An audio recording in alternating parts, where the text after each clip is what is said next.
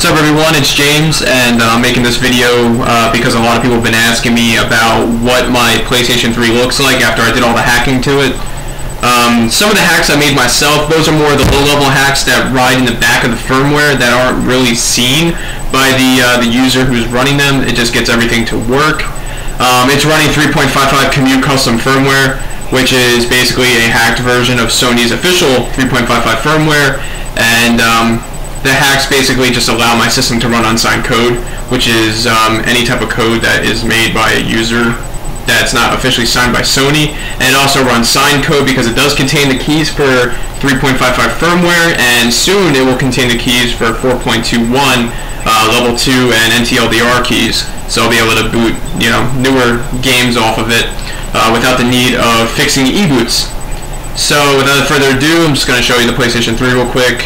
And my TV just went to standby.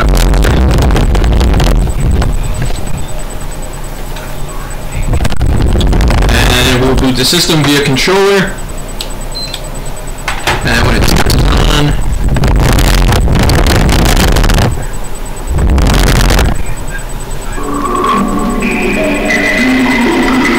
awesome message right there.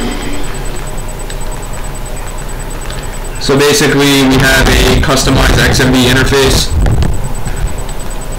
and what this mod allows us to do is not only customize the XMB to this point where we have a dynamic theme running in the background, but it also allows us to do some pretty cool things such as installing package files, and this is a mount point to basically mount games into, so that the system thinks it's like a DVD being put in, but it's really not, or a Blu-ray disc.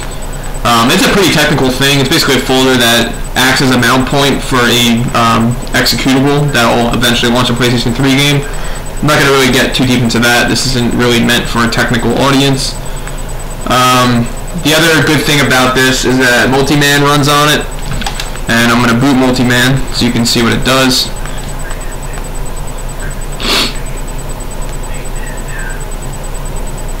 Alright, so we're in Multi-Manager, and basically what this program does is it allows us to have more control over the system. It also runs an FTP server in the background, so you can copy whatever you want over a network or a hub or whatever you want to use to the system. And right here I have a game, Dead or Alive 5, and just to show you, there is no disk in the system. Actually, my DVD drive is actually pretty dead. So as proof there's nothing running in the system, basically I'm just going to hit the X button because I already set all the parameters for the game.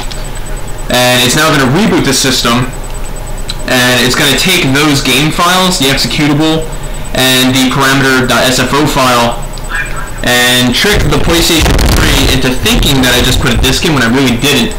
And that happens at this mount point right here.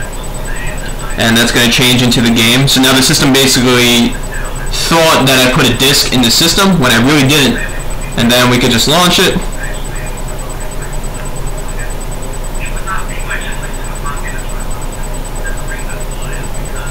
And then it's going to boot. And there you have it. That is a completely hacked PlayStation 3. It can run pirated video games, but I do not condone piracy at all. That's not what this video is about. It can run emulators, it can basically do anything, given the software is written in the language that the video game system understands. It also boots Linux, but as of right now, the kernel that I'm using unfortunately doesn't support the cell processor, so it just didn't work. But I'll figure that out one day. James OS will be running on the system eventually, and maybe Papa Boy Linux too, so that we can get a full emulation platform going on. But that's about it. If you have any questions, feel free to ask or shoot me a message at jamesreiner.net, and thanks for watching.